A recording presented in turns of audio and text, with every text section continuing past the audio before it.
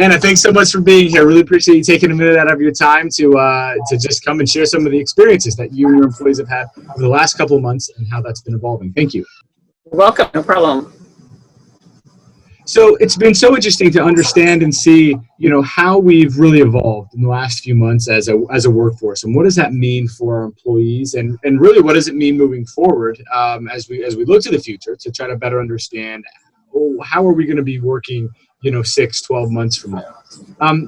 And before we get to the future, I'd love to just take a quick dive and understand for you and your organization, what has the employee experience been like for the last couple of months, and how have you been able to kind of help mitigate some of the challenges that have gone along with a lot of the changes that have been unsolicited, but here they are nonetheless. Right. Well, I think like anybody, it's been difficult, but we've tried to make it as seamless as possible. A couple of things that we've tried to do to make it a little bit easier for our employees to transition to work from home, because we were fortunate to be able to move everybody to work from home position, is that we granted them a stipend to set up a home office. So fantastic. Buy a chair with that or buy a desk, because some people are working in apartments or they have roommates. Yeah, so we did that, which helped a lot. And then just to keep people's honestly their spirits up and to be engaged, we've really done a large push for more internal communications. Individually, our HR department reached out to everybody in the company just to check in, and we're continuing to do that too, just kind of making sure everybody's there and happy and still on course, because this has been a long haul for a lot of people. So it's been challenging, but we've tried to make it, like I said, seamless and effortless as possible. And as you've been able to go through and understand, making it seamless, making it effortless, how have you been able to better understand, it's one thing, right, to push out a stipend, to push out communication from the top, but then to understand the feedback coming back to say, yeah, that was helpful. That actually made a difference. Yes, this is working. How have you been able to better communicate with your employees, getting feedback from them now that they're not in the office? Maybe it's one-on-ones, maybe it's surveys, maybe it's just having managers report. What has that been like for your organization? Yeah, no, that's a great question too. And that's been an important channel for us. So what we did there was we have set up regular communications from a department level. So we did that, and that's going out. But on the coming back in, so we've always left a line there saying, if you have questions about this, reach out to this. So we're just very clear on communication. Okay. And another important piece was, a lot of us are lacking that hallway conversation. And so, our senior leadership team, we travel regularly to our other regionally based offices. And obviously we can't do that now. So what we did is we've set up senior leadership team open office hours, where we'll set up a go-to meeting, and we're there, and everybody from that office, because we have offices over in Asia, so we set it up on a time zone basis, and we're just there to answer whatever questions that may come up. They can send in questions previous, they can do chat, they can ask them live, and it's like an open forum.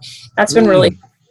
And then we had already been doing a monthly company update, so we're still continuing to do that, and that's a live session as well.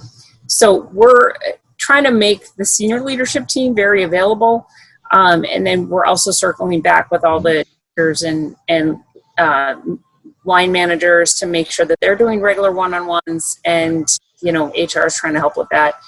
And I think we've also done surveys as well. We've done on people, how are they doing, and also like what are if we do open, what is that going to look like? Are you going to be able to come back to work? Are you willing to come back to work? And if not, what's your reasons for not being comfortable going back to work? Is it childcare? Is it family care? Is it other factors? And so we give them a list of all those things to kind of give us that feedback, because that helps define what we're going to do moving forward and looking at our office reopening plans. Sure.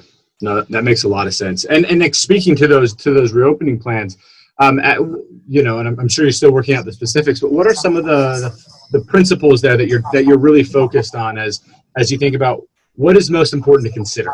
Obviously safety, and some of those logistics, right. But like as you think about building that plan out, what does that process look like?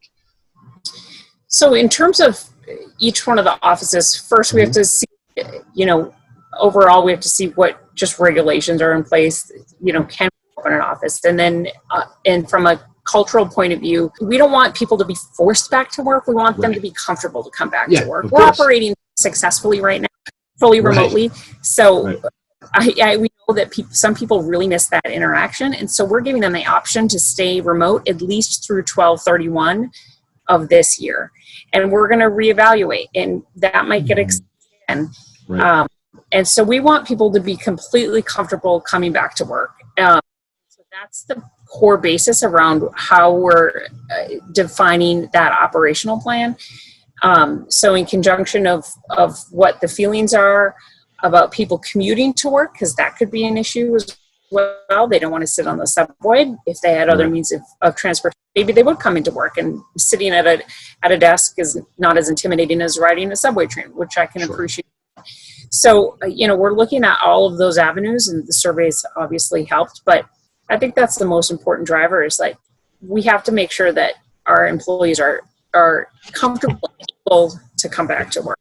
Yeah.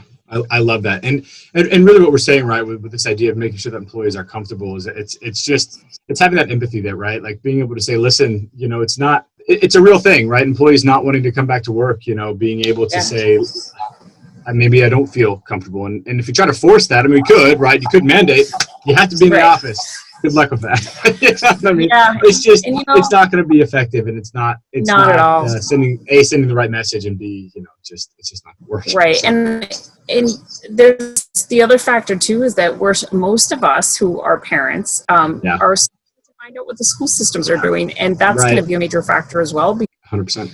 Yeah. It might not be, and so we want to be able to provide some level of flexibility for parents who are, have children at home that are young enough where they can't be alone, so on and so forth. So we're definitely 100%. Taking that into consideration as well. Well, that's amazing. Anna, thank you so much for taking a minute out of your day to share with us some of your experiences. We really appreciate you being here. Thank you. Thank you. Appreciate it. Good luck.